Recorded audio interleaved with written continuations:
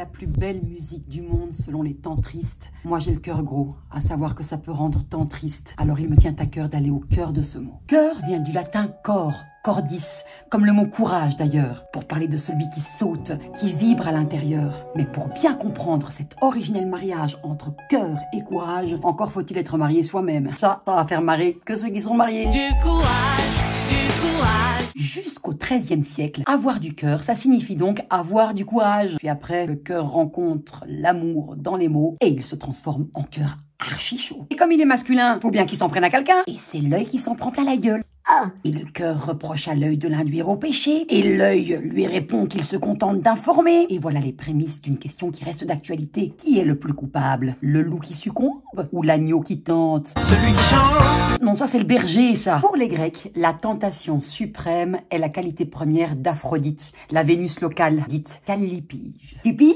Une bien jolie façon de dire d'une nana qu'elle a une sacrée belle paire de fesses, vous trouvez pas?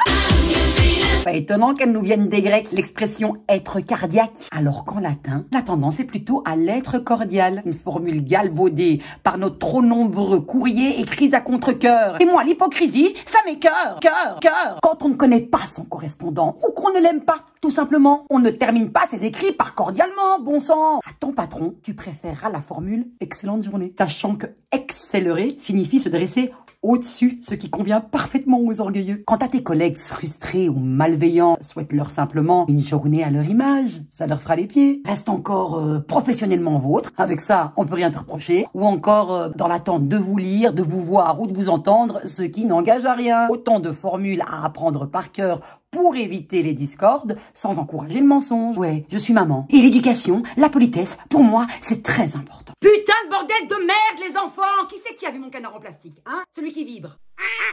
Après, en cuisine, le cordial, c'est aussi une boisson alcoolisée. C'est pour ça que ce sont les mamans qui cuisinent tout le temps. Parce que quand on est maman, c'est salvateur. Franchement. Alors j'en profite pour porter un toast à celle dont le cœur en or a gagné celui de toute l'humanité. Maman d'enfants créés, procréés ou adoptés. Maman par accident ou par volonté. Je lève mon verre à votre courage, les filles.